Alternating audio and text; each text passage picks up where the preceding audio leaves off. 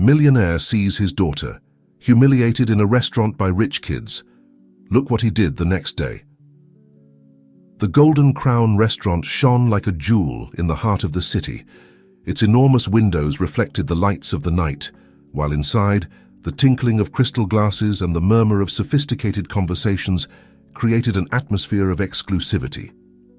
It was the place where the elite gathered to see and be seen, where the most important business deals were closed over linen tablecloths, and where appearances were everything. Jack Thornton, a businessman whose reputation preceded his arrival, entered the restaurant with a firm step.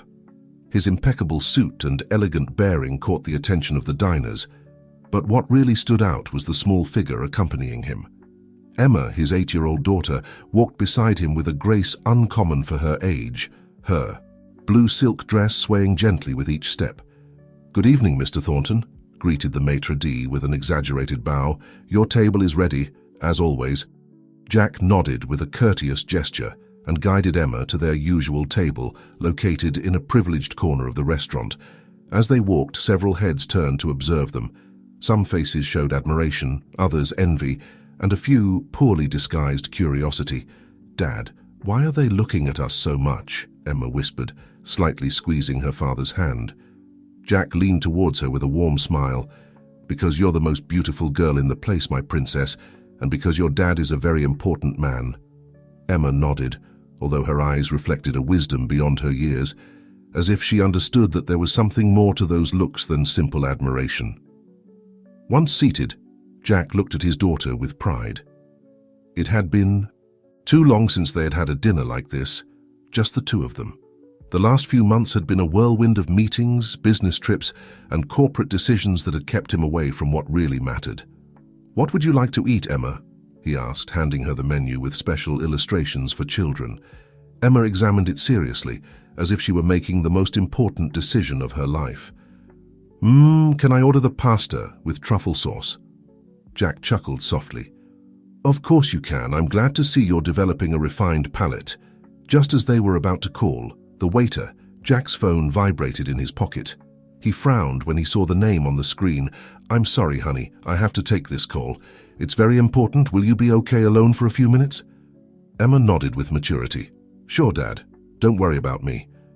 Jack stood up, giving her a quick kiss on the forehead before walking away to a quieter corner of the restaurant to take the call. He didn't realize that in doing so, he was leaving his little daughter exposed to the curious and, in some cases, malicious gazes of the other diners. While Jack discussed the details of a $1 million merger, Emma was left alone at the table, swinging her legs that didn't reach the floor. It was then that she noticed a group of children, not much older than her, were watching her from a nearby table. Their giggles and sidelong glances made Emma shrink a little in her seat. "Look at the little princess," whispered one of the boys, loud enough for Emma to hear. "I bet she doesn't even know how to use the cutlery properly. Her dad probably brought her out of pity," added a girl with an ostentatious bow in her hair. "Everyone knows Mr. Thornton prefers business to his family." Emma felt her eyes fill with tears, but she refused to let them fall. She remembered the words her mother used to say before she died. Thornton always maintains composure, no matter the situation." So, with a willpower unusual for her age, Emma straightened in her seat and pretended not to hear the cruel comments. When Jack returned to the table, he didn't immediately notice the change in his daughter's demeanor. He was too excited about the deal he had just closed. "Excellent news, Emma. I just secured a deal that—" He stopped short when he saw the expression in Emma's eyes. There was something there, a shadow of sadness and determination that hadn't been present before. "What's wrong, honey? Did something happen while I was gone?" Emma shook her head, forcing a smile. "No, Dad, everything's fine. You were telling me about your call?" Jack hesitated for a moment, his paternal instinct alerting him that something wasn't right. But before he could inquire further, the waiter arrived to take their order. The dinner continued, with Jack making efforts to cheer Emma up, and her responding with a silent bravery that hid the pain of the words she had heard. What neither of them knew was that this night would mark the beginning of a profound change in their lives. The unspoken words and invisible wounds would sow the seeds of events that would shake not only the Thornton family, but the entire high society of the city. Meanwhile, at the surrounding tables, the adults continued with their banal conversations, oblivious to the small drama that had unfolded among their children, and Jack, still unaware, was about to embark on a path that would test not only his love for Emma, but also his own values and his place in the world he had helped build. The days following the dinner at the Golden Crown passed with apparent normalcy for the Thornton family. Jack continued with his usual routine of meetings and negotiations, while Emma attended her exclusive private school. However, beneath the surface of this everyday life, a silent but profound change was brewing. Jack couldn't get the image of Emma that night at the restaurant out of his head. Although she hadn't said anything, her eyes, always expressive, told a story of contained pain. This realization tormented him, making him question every decision he had made in recent years. One afternoon, while reviewing some documents in his home office, he heard a muffled sob coming from Emma's room. Without thinking twice, Jack got up from his desk and headed there. He stopped in front of the door, decorated with butterflies and stars, hesitating for a moment before knocking. Softly, "Emma, can I come in, sweetheart?" There was no immediate response, just the sound of hurried movement. When he finally heard a weak, "Yes, Dad," Jack carefully opened the door. Emma was sitting on her bed, surrounded by stuffed animals and with an open book on her lap. Her eyes were slightly reddened, but she maintained a serene expression, almost too composed for a girl her age. "What's wrong, Princess? Are you okay?" asked Jack, sitting on the edge of the bed. Emma nodded, forcing a smile that didn't reach her eyes. "Yes, Dad, I was just reading a sad story." Jack looked at the book, recognizing it as one of the fairy tale books he had given her himself. He knew that no story there could provoke the kind of pain he had heard in that sob. "Emma," he began, carefully choosing his words, "you know you can tell me anything, right? If something's bothering you, I want to know so I can help you." For a moment, it seemed that Emma was going to maintain her facade, but then, as if a dam had broken, the tears began to flow freely. "The kids at school, they're like the ones at the restaurant," she sobbed. "They say horrible things, Dad, about you, about me, about Mom." Jack felt as if he had been punched in the stomach.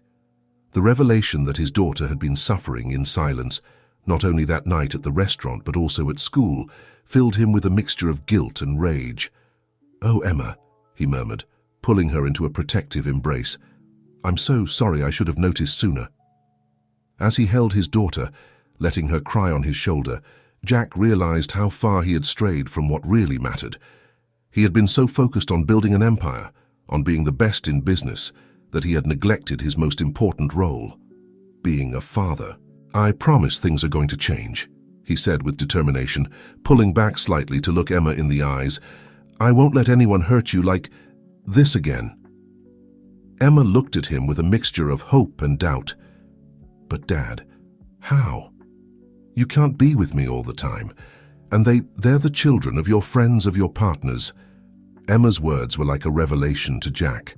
The world he had built, the social circle they belonged to, suddenly seemed empty and superficial. What good was all his success if he couldn't protect his own daughter from the cruelty that existed in that very world? "You're right. I can't be with you all the time," Jack admitted. "But I can teach you to be strong, to not let their words hurt you. And more importantly, I can show you that there are things much more valuable than money or social status." At that moment, Jack made a decision that would change the course of their lives. It wouldn't be an instant transformation, but it was the beginning of a path that would lead them both to rediscover what it really meant to be part of the Thornton family. "How about you skip school tomorrow, and we spend the day together?" Jack proposed, an idea forming in his mind. "I have something important to show you." Emma's eyes lit up with a mixture of surprise and excitement. "Really? Don't you have to work?" Jack smiled, feeling as if a weight had lifted from his shoulders. "Nothing is more important than you, Emma. It's time I show you that." That night, while Emma slept peacefully for the first time in weeks, Jack stayed awake, planning. He was not only thinking about how to strengthen his relationship with his daughter, but also how to address the bigger problem, the toxic environment in which they had been living. He knew it wouldn't be easy, The same circles that had provided him with his fortune and status were now threatening his daughter's happiness and well-being. He would have to be careful, strategic, but also determined. As he looked out the window of his study, observing the lights of the city spread out before him, Jack Thornton felt he was on the verge of something big. It wasn't just about protecting Emma, but about redefining his own values and perhaps changing the mindset of an entire social class. With this resolution in mind, Jack finally went to sleep, preparing for the day that would mark the beginning of his personal transformation and that of his daughter. What he didn't know was that his actions would soon trigger a series of events that would shake the foundations of high society, exposing long-kept secrets and testing loyalties that were believed to be unbreakable. Dawn found Jack Thornton, already awake and ready for the day he had planned. He dressed casually, something unusual for him, and headed to Emma's room. He found her already awake, sitting on her bed with an expression of anticipation mixed with curiosity. "Good morning, Princess," Jack greeted with a warm smile. "Ready for our adventure?" Emma nodded enthusiastically, jumping out of bed. "Where are we going, Dad?" "It's a surprise," Jack replied with a wink. "But first, dress in something comfortable. No fancy dresses today." While Emma got ready, Jack made a few quick calls, cancelling all his meetings for the day. His assistant sounded perplexed, but Jack was firm. Today, his priority was his daughter. An hour later, father and daughter left their luxurious mansion in a modest rented car. Instead of their usual limousine, Emma looked out the window with curiosity as they drove away from the exclusive neighborhoods that had always been her home. "Dad, why are we going in this car?" Emma asked, noticing the difference. Jack smiled, keeping his eyes on the road. "Because today we're going to see a different part of the city, honey, a part we don't know very well." After almost an hour of driving, they arrived at a humble neighborhood on the outskirts of the city. The streets were full of life, children playing on the sidewalks, street vendors offering their products, and neighbors chatting animatedly. Jack parked the car in front of a worn but clean building. A faded sign announced, "Hope Community Center." "What is this place, Dad?" Emma asked as they got out of the car. "It's a very special place," Jack replied. "They help people here who don't have as many things as we do." As they entered, they were greeted by Maria, a middle-aged woman with a warm smile and kind eyes. "Mr. Thornton, what a surprise to have you here. And this must be little Emma Welcome." Jack greeted Maria with familiarity, surprising Emma. "Maria, thank you for receiving us on such short notice. I wanted to show Emma the work you do here." Maria nodded understandingly. "Of course, we're just preparing lunch for the neighborhood children. Would you like to help?" Emma looked at her father, who nodded encouragingly. "I'd love to," the girl said shyly. Soon, Emma found herself in the center's kitchen, helping to prepare sandwiches alongside other volunteers. At first, she felt out of place, but gradually began to enjoy the task. Jack, meanwhile, helped organize donations of clothes and books. During lunch, Emma sat with the neighborhood children. At first, she was nervous, but soon realized that these children treated her with kindness, regardless of her last name or her brand name clothes. "Do you want to play with us afterwards?" asked a girl named Lucy. Of the same age, Emma looked at her father, who smiled and nodded. "I'd love to," she replied with a genuine smile. As Emma played in the center's courtyard, Jack watched her from the window. Maria approached him. "She's a wonderful girl," she commented. "She has a generous heart, like yours." Jack sighed. "I've been so busy building an empire that I almost forgot what really matters. I want Emma to understand that there's more to life than money and social status." Maria nodded understandingly. "It's a valuable lesson, and it's never too late to learn it or teach it." At the end of the day, as they were driving home, Emma was unusually quiet. "What are you thinking about, honey?" Jack asked Emma. Looked at him with eyes full of new understanding. "Dad, those kids don't have many things, but they seemed very happy, and they were very kind to me even though they didn't know me." Jack smiled, feeling a mixture of pride and relief. "That's because true wealth, Emma, isn't in the things we have, but in how we treat others and in the experiences we share." "Can we come back another day?" Emma asked hopefully. "Of course we can," Jack replied. In fact, I was thinking we could go regularly. How does that sound?" Emma's face lit up with a smile, the most genuine Jack had seen in a long time. That night, as he tucked Emma in, Jack noticed a change in his daughter. There was a new light in her eyes, a confidence that wasn't there before. "Dad," Emma said just before Jack turned off the light, "I think I understand now what Mom used to say about being a true Thornton." "And what's that, honey?" Jack asked, curious. "That it's not about how much money we have or what others think of. So as it's about how we treat others and doing the right thing." Jack felt a lump form in his throat. "Your mother would be very proud of you, Emma. I certainly am." As he closed the door to Emma's room, Jack realized that this day had not only been a lesson for his daughter, but also for himself. He had rediscovered a part of himself that he had forgotten in his pursuit of success and power. However, as he headed to his study, Jack knew that the road ahead would not be easy. Changing his priorities would mean facing ingrained expectations and, possibly, resistance from those in his social and business circle. Sitting at his desk, Jack began to outline a plan, not only to help more actively at the Hope Community Center, but also to reevaluate his businesses and relationships. He wanted to ensure that everything he did from now on reflected the values he wanted to instill in Emma. What Jack didn't know was that his actions would soon catch the attention of those who preferred to maintain the status quo. And among the shadows of high society, alliances and plots were already forming to protect the secrets that Jack's new path threatened to expose. The weeks following the visit to the Hope Community Center marked a notable change in the Thorntons' lives. Jack, true to his word, began to reorganize his schedule to spend more time with Emma and to become more involved in community projects. This change did not go unnoticed in high society circles. One afternoon, while Jack was working in his office in the city center, he received an unexpected visit. Ernest Miller, one of his oldest and most powerful partners, entered without announcing himself, his face a mask of barely disguised concern.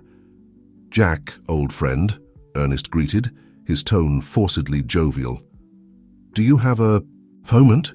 Jack looked at him with surprise but nodded, indicating that he should take a seat. "Of course, Ernest. What brings you here?" Ernest settled into the chair in front of Jack's desk, his gaze scanning the office before fixing on his host. "I've been hearing some rumors, Jack, worrying rumors." "Rumors?" Jack asked, raising an eyebrow. "About what exactly?" Ernest leaned forward, lowering his voice as if afraid of being overheard. "They say you've been canceling important meetings, declining invitations to crucial events, and most alarmingly, you've been seen in, well, less than recommendable neighborhoods." Jack maintained a neutral expression, although inside he felt a mixture of irritation and determination. "I didn't know my personal activities were a topic of conversation, Ernest." "Come on, Jack," Ernest insisted with a forced laugh. "You know as well, as I do that in our world, everything is a topic of conversation. People talk, and what they say can affect businesses, reputations." "And what exactly is it that worries you, Ernest?" Jack asked, his tone becoming colder. Ernest sighed, as if it cost him to say what came next. "Look, some of our associates are uneasy. They fear that your new activities might compromise certain agreements, certain sensitive information." Jack slowly stood up, his gaze fixed on Ernest. "Let me be clear, Ernest. My priorities have changed, it's true, but my integrity remains intact. I have no intention of compromising anything or anyone." "But Jack," Ernest insisted, also standing up, "you have to understand, the world we move in is delicate. One misstep, one word out of place, and everything we've worked for could crumble." Jack rounded his desk, approaching Ernest. "Is that a threat, Ernest?" Ernest stepped back slightly, raising his hands in a conciliatory gesture. "Of course not, my friend. It's a warning, from an old friend who's concerned. Just be careful, Jack. Not everyone will view your new activities favorably." With those words, Ernest said goodbye and left the office, leaving Jack immersed in his thoughts. Ernest's visit had confirmed his suspicions. His change in attitude and priorities was causing ripples in the murky waters of high society. That night during dinner, Jack observed Emma, noticing how his daughter seemed more animated and self-assured since they began their regular visits to the community center. "Dad," Emma said suddenly, pulling Jack from his thoughts, "can we invite Lucy over someday?" Jack blinked, surprised. "Lucy? The girl from the community center?" Emma nodded enthusiastically. "Yes, she's my new friend. She taught me how to play hopscotch, and I taught her how to make bracelets. She's very fun." Jack smiled, feeling a mixture of pride and concern. "Of course, honey. We can invite her whenever you want." As Emma continued talking animatedly about her new friend, Jack couldn't help but think about the conversation with Ernest. How would his associates react if they knew he was considering inviting the daughter of a working-class family to his mansion? Later that night, after putting Emma to bed, Jack retired to his study. Sitting in his leather armchair, with a glass of whiskey in hand, he began to reflect on the events of the past few weeks. On one hand, he saw the positive change in Emma, how she was becoming a more confident and compassionate girl. On the other hand, there were Ernest's veiled threats and the growing tension in his social and business circle. Jack knew he was at a crossroads. He could step back, return to his old life of carefree luxury and unscrupulous business, or he could move forward, facing the consequences of challenging the status quo. As he contemplated his options, his eyes fell on a photo of his late wife. He remembered her words, "A true Thornton doesn't bend to pressure but stands firm in their convictions." With a sigh, Jack made a decision. Not only would he continue on his new path, but he would do so with more determination than ever. If the world in which he had lived for so long couldn't accept this change, then perhaps it was time to change that world.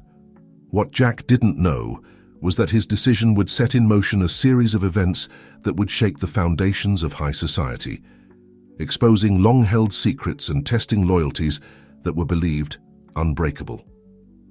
Meanwhile, in another part of the city, Ernest Miller met secretly with a select group of businessmen and influential figures. The topic of discussion, how to handle the Thornton problem before it got out of control. The battle of wills was about to begin, and no one, not even Jack, could foresee the consequences that his actions would have on the lives of all involved. The sun had barely begun to peek over the horizon when Jack Thornton arrived at the Hope Community Center. This time, however, he didn't come alone to help or spend time with Emma. He had a more ambitious mission in mind. Maria, the center's director, greeted him with a mixture of surprise and curiosity. "Mr. Thornton, we weren't expecting you so early. Is everything all right?" Jack nodded, a clear determination in his eyes. "Maria, I need your help. I want to do more for the center and for this neighborhood, much more." Over the next few hours, Jack and Maria discussed ambitious plans, expanding the center, creating job training programs, improving the neighborhood's educational facilities. Jack was willing to invest not only money, but also his time and connections. "This is incredible, Jack," said Maria, overwhelmed by the magnitude of the proposals. "But are you sure? This could cause complications in your world." Jack smiled, a mixture of defiance and resolution on his face. "My world needs a change, Maria, and I think this is the place to start." Meanwhile, at the exclusive Blue Sky Club, Ernest Miller was meeting with a select group of the city's elite. Among those present were Alexander Vega, media magnate, Isabella Foster, prominent political figure, and Charles Howard, Supreme Court judge. "Gentlemen, madam," Ernest began, his grave voice resonating in the private room. "We have a problem. Jack Thornton is deviating from the path." "Deviating?" asked Isabella, arching a perfectly lined eyebrow. "Explain yourself, Ernest." Ernest proceeded to detail Jack's recent activities, his visits to the marginal neighborhood, his growing interest in community projects, and his apparent disinterest in the businesses and social events he used to prioritize. "This could be problematic," murmured Charles, the judge, exchanging significant looks with the others. Alexander Vega, the media magnate, leaned forward, his eyes shining with a mixture of curiosity and concern. "How much does Jack know? Is there a risk that he might expose something?" Ernest shook his head. "I don't think he knows anything concrete yet. But if he continues down this path, digging in areas that should remain buried, then we must stop him, sentenced Isabella, her voice cold and calculating. The question is, how? While the elite group conspired in the luxurious club, Jack returned to his office, energized by his meeting with Maria. Upon entering, he was surprised to find his assistant, Laura, waiting for him with a concerned expression. "Mr. Thornton, you have a visitor. He says it's urgent." Intrigued, Jack entered his office to find an unexpected figure, Richard Martinez, an investigative journalist known for his reports on corporate corruption. "Mr. Thornton," Richard greeted, standing up. "I appreciate you seeing me without an appointment." Jack shook the journalist's hand, his curiosity increasing. "How can I help you, Mr. Martinez?" Richard looked around before speaking, lowering his voice. "I have information that might interest you about your associates." Over the next hour, Richard shared with Jack a series of documents and recordings that suggested a network of corruption involving several of the most prominent members of the city's elite, including Ernest Miller and the other conspirators at the Blue Sky Club. "Why are you showing me this?" Jack asked. Overwhelmed by the information, Richard looked at him intently. "Because you're changing, Mr. Thornton, and I believe you could be the ally we need to expose this entire network." Jack leaned back in his chair, his mind working at full speed. On one hand, the information Richard had provided was explosive and potentially destructive to many of the people he once considered friends and partners. On the other hand, it represented an opportunity to clean the city of the corruption that had plagued it for so long. "I need time to think," Jack finally said. This changes everything." Richard nodded understandingly. "I understand. But we don't have much time. I think they suspect I'm onto them. And if they find out I've talked to you..." The implication hung in the air, heavy and threatening. That night, as Jack had dinner with Emma, his mind was divided between the conversation with his daughter about her day at school and Richard's revelations. "Dad, are you okay?" Emma asked, noticing her father's distraction. "You seem worried." Jack forced a smile. "I'm fine, honey. Just thinking about some important decisions I have to make." Emma looked at him with wisdom beyond her years. "Mom always said that when you have to make a difficult decision, you should listen to your heart." Emma's words resonated deeply with Jack. He remembered why he had started all this change in the first place, to be a better father, to create a better world for his daughter. After putting Emma to bed, Jack retired to his study. He took out the documents Richard had given him and began to review them again. With each page he read, his resolve strengthened. He picked up his phone and dialed a number. "Richard, it's Jack Thornton. I'm in. What do you need me to do?" On the other side of the city, at the Blue Sky Club, Ernest Miller received an urgent call. "Mr. Miller, we have a problem. It seems Thornton has met with Richard Martinez." Ernest's face paled. "Gather the group now, things have just gotten complicated." As the night progressed, two forces prepared for an inevitable confrontation. On one side, Jack and his new and unexpected alliance with Richard Martinez. On the other, the elite group led by Ernest, willing to do whatever necessary to keep their secrets buried. What none of them knew was that their actions were about to unleash a series of events that would shake the very foundations of the city, exposing long-hidden truths and redefining loyalties that were believed unbreakable. And in the midst of all this, an 8-year-old girl slept peacefully, unaware of the whirlwind her father was about to unleash, all in the name of love and justice. The following days were a whirlwind of activity for Jack Thornton. In the mornings, he maintained his usual routine, breakfasts with Emma, taking her to school, and then heading to his office. But his afternoons and nights were now dedicated to a secret and dangerous purpose. In a small rented apartment in a discreet neighborhood, Jack met with Richard Martinez and a small team of trusted journalists and investigators. Together, they reviewed documents, analyzed recordings, and traced connections that revealed a network of corruption that extended far beyond what they had initially imagined. "This is bigger than we thought, Jack," Richard said one night, his face illuminated by his computer screen. "It doesn't just involve local businessmen and politicians. There are international connections, large-scale money laundering." Jack nodded gravely. I know, and with each passing day, I realize how much I've been part of this, even if indirectly. Don't be so hard on yourself, intervened Elena, a young journalist on the team. What's important is that you're doing the right thing now. Meanwhile, in the outside world, Jack's absence from social circles and corporate events did not go unnoticed. Rumors began to circulate, fueled by Ernest Miller's growing paranoia and his group. One afternoon, as Jack was picking Emma up from school, he noticed a black car that seemed to be following them. With his heart racing, he took an unexpected detour, confirming his suspicions when the vehicle continued behind them. "Dad, why are we going this way?" Emma asked, noticing the change of route. Jack forced a smile, trying to stay calm for his daughter's sake.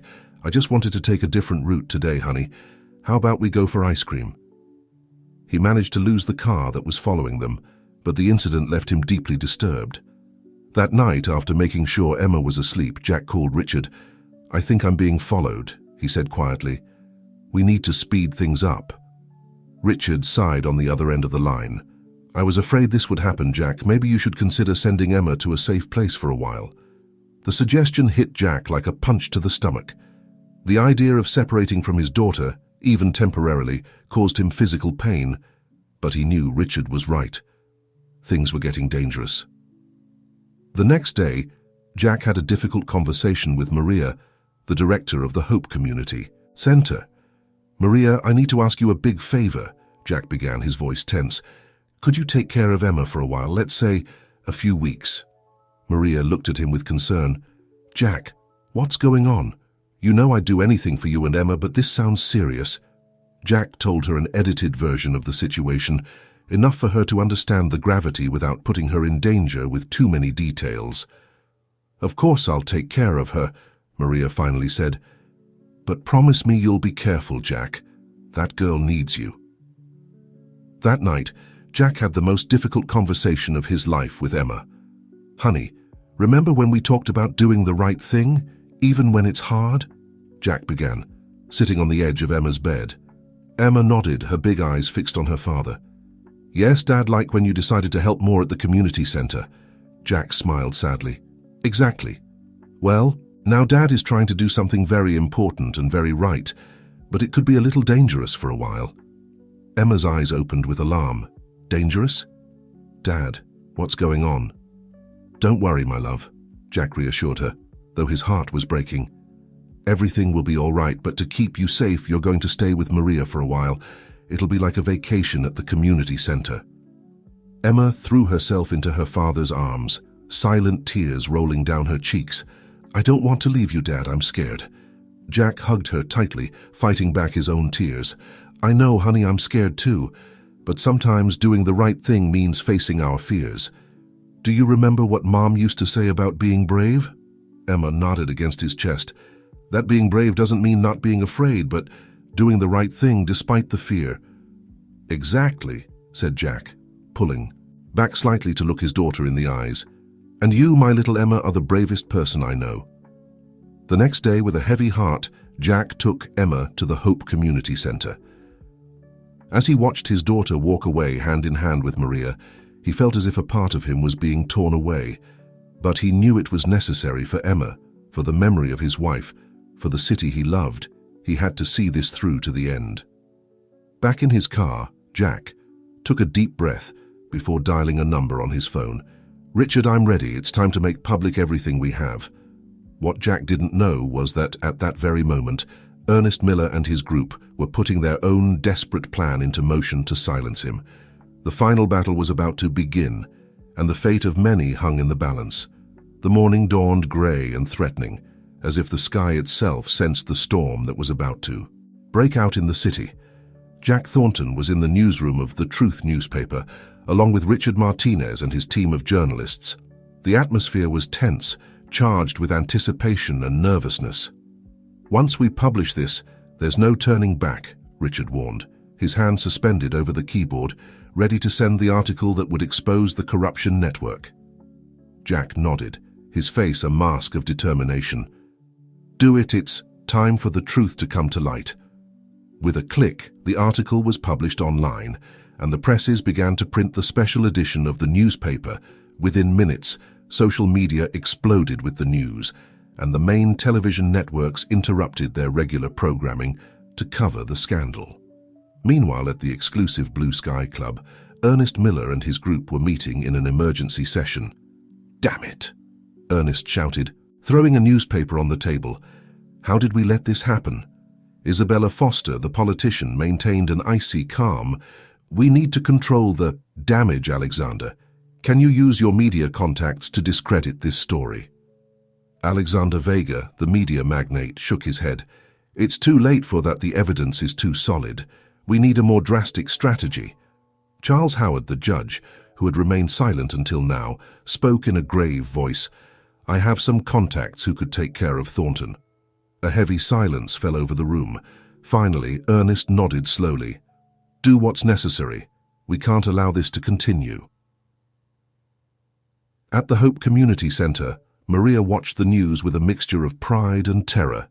Emma, sitting beside her, watched the image of her father on television with large, worried eyes. "Is my dad in danger?" the girl asked, her voice barely a whisper. Maria hugged Emma, trying to convey a confidence she herself didn't feel. "Your dad is a very brave man, Emma. He's doing the right thing." As the day progressed, the city plunged into controlled chaos. Spontaneous demonstrations broke out in front of the buildings of companies and government offices implicated in the scandal. The police, confused about how to proceed, given that some of their high-ranking officials were mentioned in the accusations, tried to maintain order as best they could. Jack, aware that his life was in danger, was constantly on the move, changing location every few hours. Richard and his team had established a network of safe houses throughout the city, and Jack jumped from one to another, always one step ahead of those who were looking for him. In one of these safe houses, Jack received an unexpected call.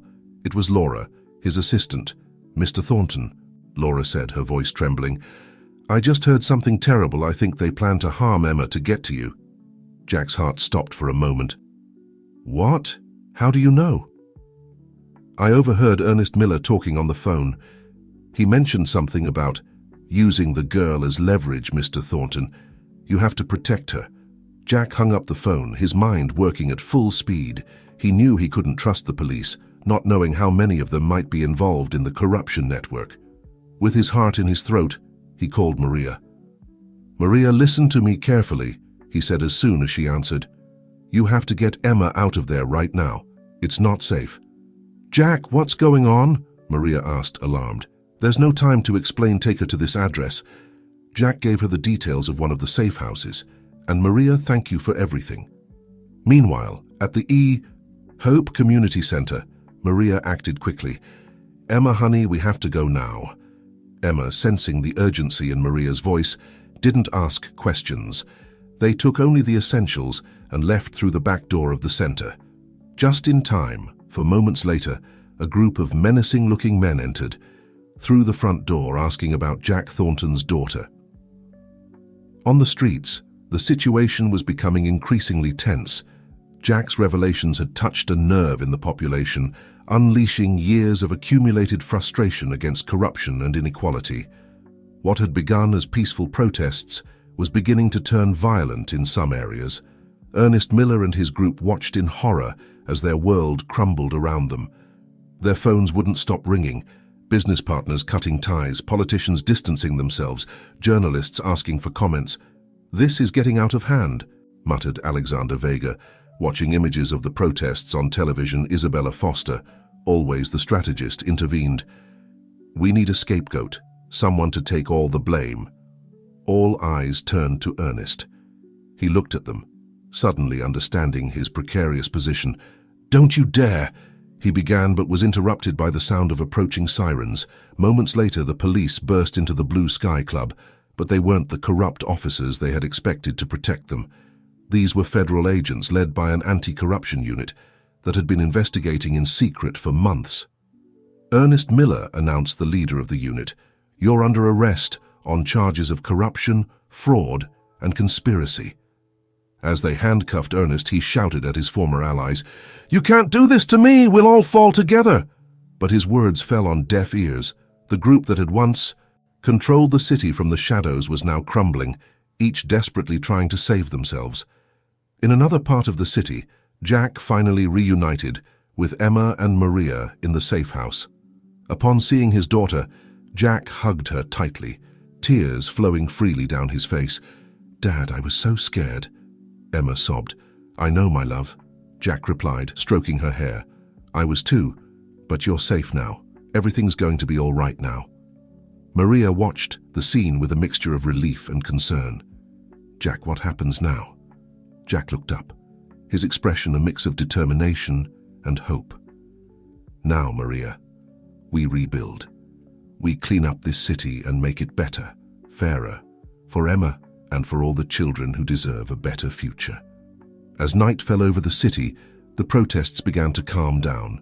News of the arrests and the promise of thorough investigations had appeased the population, at least for the moment. Jack knew that the road ahead would be difficult. Dismantling decades of corruption and changing an ingrained culture of inequality would not be an easy task. But looking at Emma, he remembered why he had started all this in the first place. "Dad," Emma said suddenly, "can we go back to the community center soon? I want to help like you do." Jack smiled, feeling a surge of pride and hope. "Of course we can, my love. In fact, I think we could all learn a lot by helping there." As the city slept, exhausted by the day's events, a new era was brewing, an era of transparency, justice, and hope. And at the center of it all was Jack Thornton, the man who had risked everything to do the right thing, inspired by love for his daughter and the desire to create a better world for her. The storm had passed, but the real work was just beginning. Reconstruction would be a challenge, but with the truth on his side and the support of people like Maria and Richard, Jack knew it was possible. The future, for the first time in a long time, looked bright. The months following the exposure of the corruption network were a whirlwind of activity for Jack Thornton, and the entire city society was in a state of transformation, with new anti-corruption laws being enacted, companies restructuring, and a renewed faith in justice blossoming among citizens. Jack, now viewed as a hero by many, divided his time between collaborating with authorities to dismantle the last vestiges of the corrupt network and his work at the Hope Community Center, which had become a symbol of the city's new direction. One sunny afternoon, as Jack supervised the expansion of the community center, now funded by donations from citizens inspired by his story, Emma approached him with a thoughtful expression. "Dad, can I ask you a question?" said the girl, her eyes reflecting a maturity acquired by recent experiences. "Of course, honey. What is it?" Jack replied, crouching down to be at her level. "Do you think Mom would be proud of us?" The question took Jack by surprise, feeling a lump in his throat. It had been a while since they had talked about Sarah, his late wife. "Oh, Emma," said Jack, hugging his daughter, "I'm sure your mother would be immensely proud, especially of you, my brave girl." That night, after tucking Emma in, Jack found himself reviewing old photo albums. The images of Sarah, smiling and full of life, awakened memories he had kept buried for a long time. One memory in particular caught his attention, a photo of Sarah in front of the old building of The Truth newspaper, where Richard now worked. Jack remembered that Sarah had been a journalist. Before their marriage, always passionate about uncovering the truth and fighting for justice. With a sudden inspiration, Jack called Richard. "Richard, I need you to investigate something for me," he said, as soon as his friend answered. "I want to know more about my wife Sarah's journalistic work before we got married." In the following days, as the city continued its process of healing and renewal, Jack immersed himself in Sarah's past. With Richard's help, he discovered that his wife had been working on an important investigation just before leaving her career. "Jack, this is incredible," Richard said one afternoon, rushing into Jack's office at the community center. "Sarah's notes she was after the same corruption network that we exposed. She had pieces of the puzzle that took us months to discover." Jack was stunned. "But why did she never tell me? Why did she leave the investigation?" The answer came a few days later, in the form of a letter that Sarah had left in a safety deposit box, with instructions to be delivered to Jack if anything happened to her. With trembling hands, Jack opened the letter. "My dear Jack, if you're reading this, it means I'm no longer with you. There's something you need to know. The investigation I was working on before we got married, it was dangerous. I uncovered a corruption network that reached the highest levels of the city. When they threatened me, I decided to leave it all behind to protect you and our future family. But now I know it was a mistake. The truth always finds its way to the light. I ask for your forgiveness for not telling you before, and I hope that someday you find the strength to finish what I started. Always remember, love is stronger than fear, and the truth, though sometimes painful, is the path to freedom. With all my love, Sarah." Jack felt the world stop around him. Everything that had happened, everything he had done, suddenly took on new meaning. He had not only been fighting for a better future for Emma, but also, unknowingly, had been fulfilling Sarah's last wish. That night, Jack had a long conversation with Emma, sharing with her the truth about her mother and how her bravery had inspired, albeit indirectly, the recent events. "Your mother was a heroine, Emma," Jack said with tears in his eyes. "And now I understand why she always said that. Being a true Thornton meant doing the right thing, no matter the cost." Emma hugged her father, processing the information. "So, Mum has been watching over us all this time?" Jack nodded, feeling a mixture of pain and gratitude. "Yes, my love, and she'll continue to do so always." The following days brought a new wave of changes. Inspired by Sarah's legacy, Jack decided to establish a foundation in her name, dedicated to promoting investigative journalism and government transparency. Sarah's story, once made public, added a new dimension to the narrative of the city's transformation.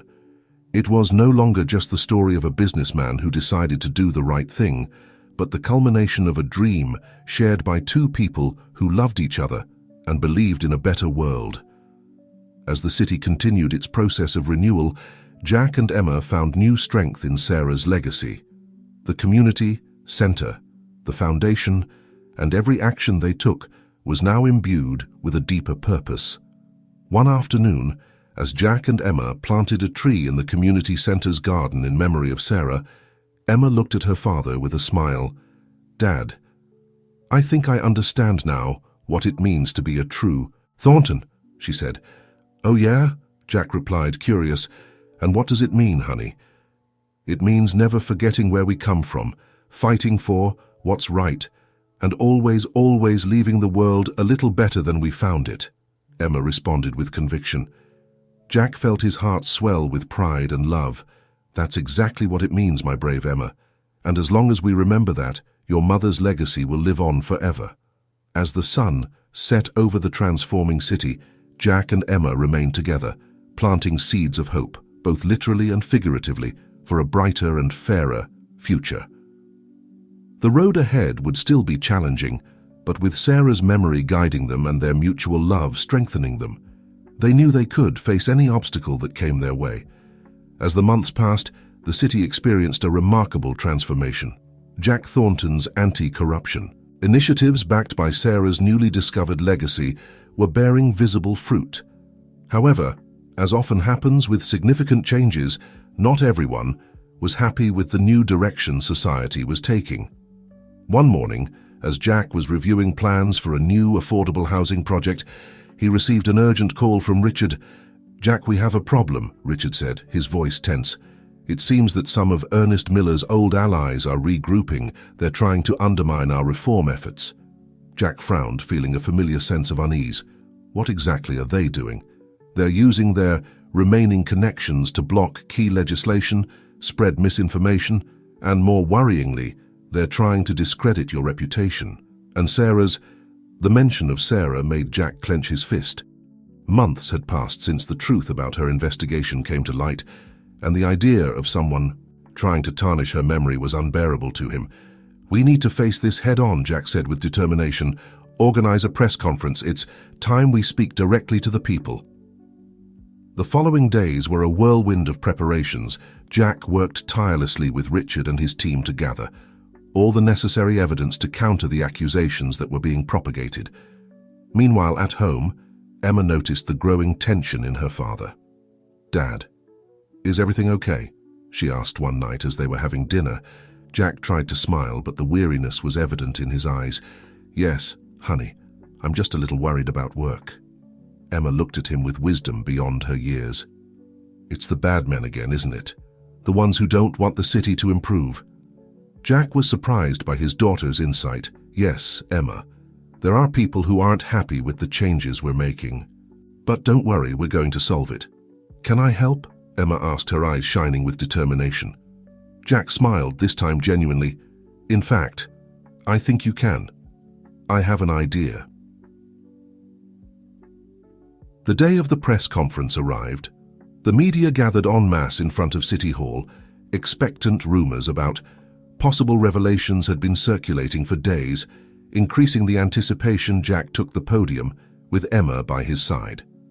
The presence of the girl caused murmurs of surprise among the journalists. "Good morning," Jack began. "I'm here today not just as Jack Thornton, the businessman or the activist, but as a regular citizen of this city and as a father. In recent months, we've seen great changes in our community, changes that many of you have supported and fought for. However, recently, voices have emerged seeking to discredit these efforts and return to the old ways of corruption and inequality." He paused, looking at Emma, who returned an encouraging smile. "But I'm not here today to defend myself. I'm here to remind us all why we started this journey in the first place. For our children, for our future. My late wife, Sarah, began this fight years ago, risking everything for the truth. And today, her daughter, our daughter, wants to tell you something." Jack stepped away from the microphone, giving way to Emma. The girl stood on tiptoes to reach the microphone, her clear and firm voice resonating in the square. "My name is Emma Thornton," she began, "and I want to tell you about the city I dream of.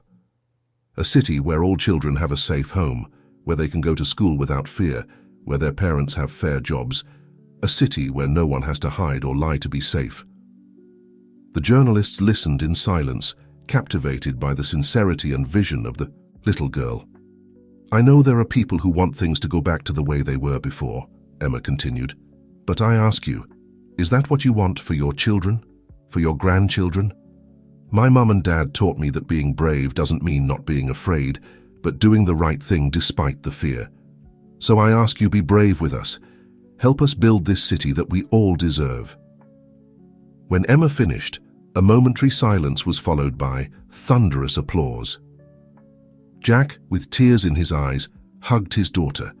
Aware that he had just witnessed a historic moment in the days that followed, Emma's speech went viral. The image of the little girl speaking with such passion and clarity about a better future touched people's hearts in a way that no political speech could have done. Public support for Jack's reforms strengthened attempts to discredit him, lost strength in the face of the honesty and hope represented by Emma. Even some of the former opponents began to reconsider their positions. However, not everything was rosy. One night, as Jack and Emma were returning from the community center, they noticed that someone had spray-painted graffiti on their front door. "Traitors" was written in large red letters. Emma clung to her father's hand. "Dad, why would someone do this?" Jack sighed, hugging his daughter. "Because change scares some people, honey, but we won't let this stop us, right?" Emma shook her head, her determination evident. "No, we won't. Mom wouldn't have given up, and neither will we." The next day, instead of simply cleaning off the graffiti, Jack and Emma invited neighbors and children from the community center to paint a mural on the door. The result was a colorful representation of the city of their dreams, full of hope and unity. As they worked on the mural, more and more people joined in, bringing food, music, and most importantly, their support. What had begun as an act of vandalism turned into a community celebration. Richard, who had joined the activity, approached Jack. "You know, I think we just found our new campaign strategy." Jack looked at him, intrigued. "What do you mean?" "Instead of fighting against negativity, we're going to drown it out with positivity, community murals, cleanup events, mentoring programs. Let's make people not just dream of a better city, but actively participate in its creation." Jack smiled, watching Emma laugh as she painted with other children. You know, I think you're right, and I think I know the perfect ambassador for this movement. In the months that followed, the city experienced a revolution of color and hope. Murals bloomed in previously forgotten neighborhoods, community programs sprang up on every corner, and people began to take an active role in transforming their environment. Emma, with her boundless energy and clear vision, became the face of this new movement. Her innocence and determination inspired young and old alike. And although challenges continued, the resistance of those who opposed change met with an even more powerful force, the collective hope of a city that had rediscovered its heart. Jack, observing all of this, couldn't help but think of Sarah. "We did it, love," he whispered one night, looking at the stars. "Not in the way we expected, but we did it. The city was far from perfect, but it was on its way, and with each stroke of color, each act of kindness, each new community initiative, it came a little closer to the dream that Sarah had had, that Jack had continued, and that Emma now led into the future." As the transformation of the city progressed, driven by Jack's vision and Emma's contagious enthusiasm, new challenges emerged on the horizon. Progress, although welcome by many, brought with it unexpected consequences that threatened to destabilize the delicate balance they had achieved. One morning, as Jack was reviewing reports from the latest urban renewal project, Richard burst into his office, his face tense with concern. "Jack, we have a problem," he said, placing a stack of documents on the desk. "The new transparency policies and development projects are causing an exodus of some important companies.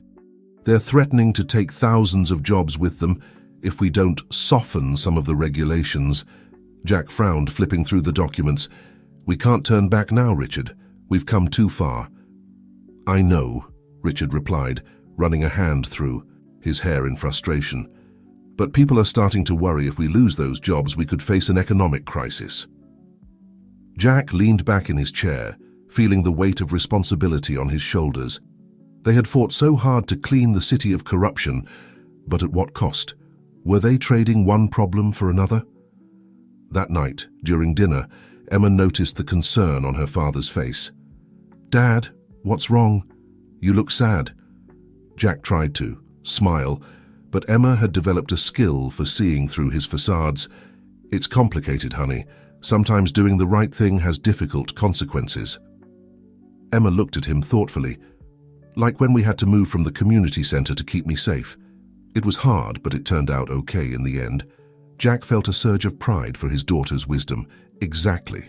But this time, a lot of people could lose their jobs if we go ahead with our plans." Emma frowned, processing the information. "But Dad, didn't you say those companies weren't playing fair?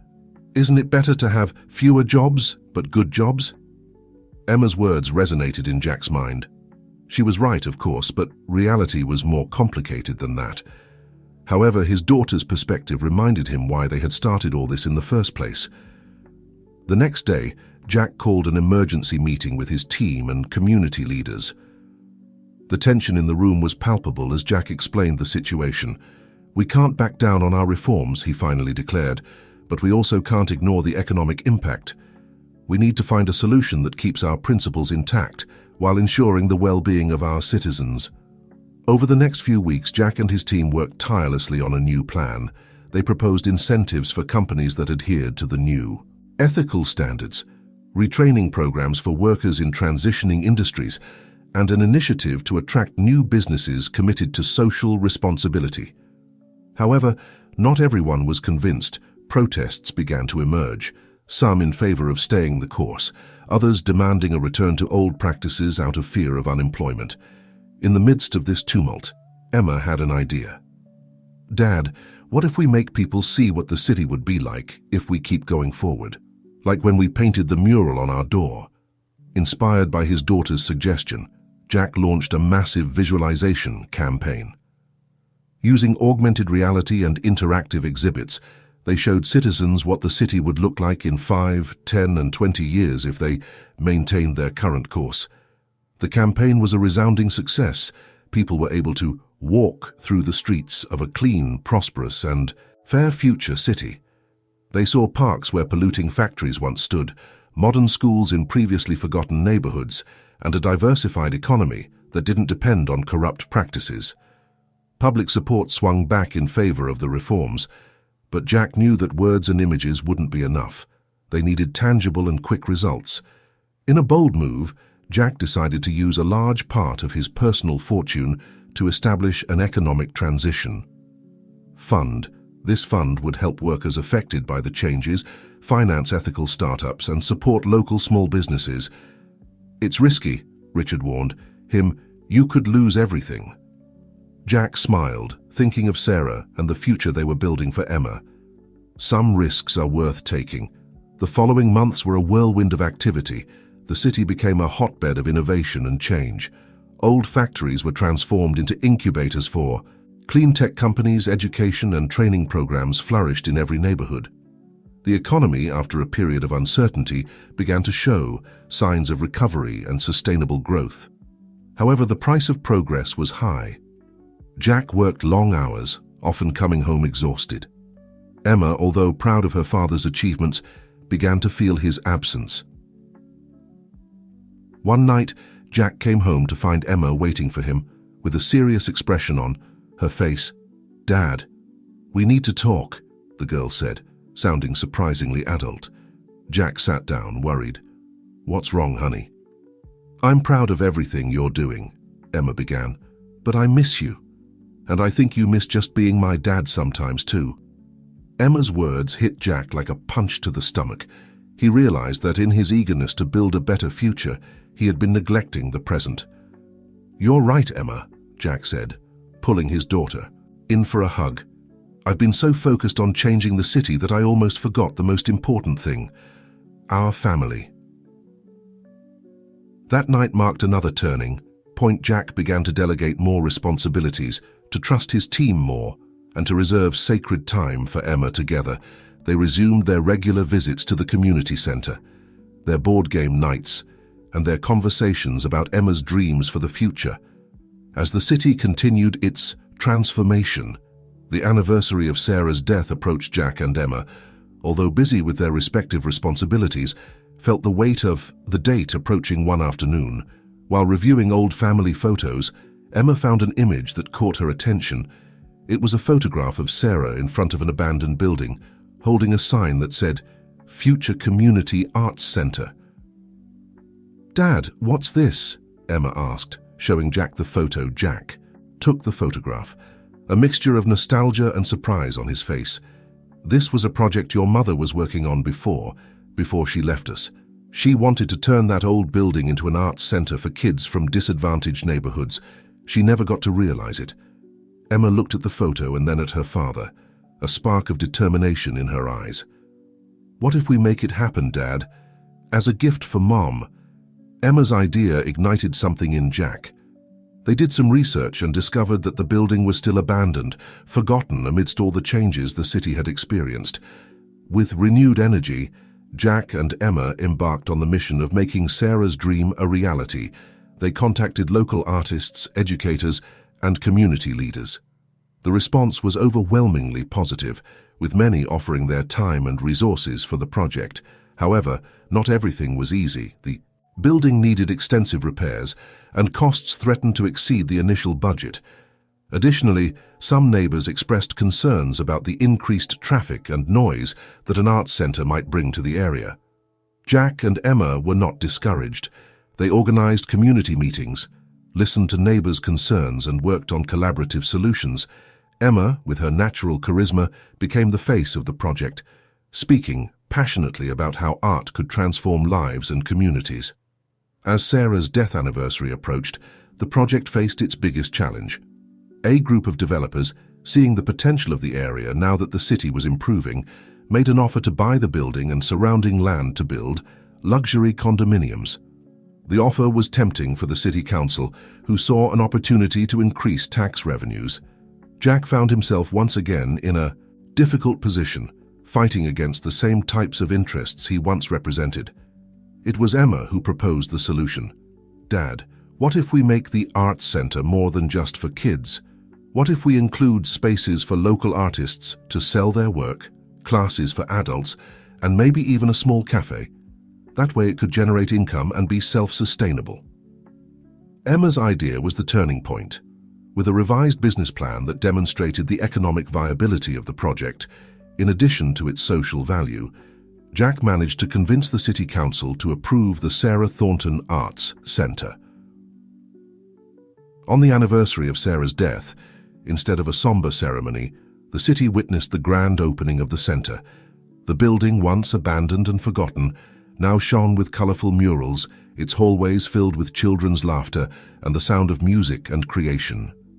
Jack and Emma cut the inaugural ribbon together, surrounded by friends, family and community members. Richard, Maria from the community centre, and many others who had been part of their journey were there to celebrate. "Your mother would be so proud," Jack said to Emma, with tears in his eyes as they watched children explore the new facilities. Emma squeezed her father's hand. "I know, Dad, I can feel her here with us." In the months that followed, the Sarah Thornton Arts Centre became a beacon of creativity and hope in the city. Children who had never had access to art education discovered hidden talents. Local artists found a space to exhibit and sell their work. The cafe became a popular meeting point, fostering community connections. But beyond its direct impact, the centre symbolized something bigger. It was a testament to how dreams, even those interrupted, could take on new life.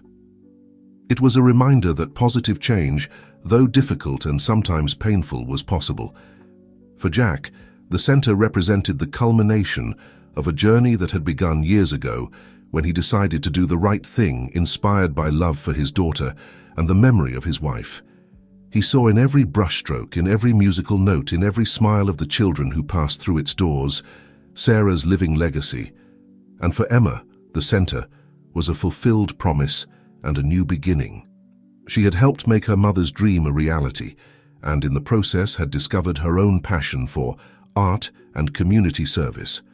She spent much of her free time at the centre, teaching younger children and developing her own artistic skills one afternoon. As Jack watched Emma guide a group of children in an art project, he realized that Sarah's true legacy wasn't the building or the programs, but the spirit of compassion, creativity and courage she had passed on to their daughter.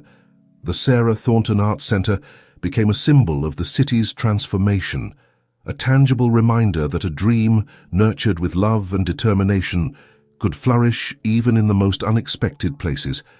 And for Jack and Emma, it was a home away from home, a place where past, present and future intertwined in a beautiful symphony of colour and hope.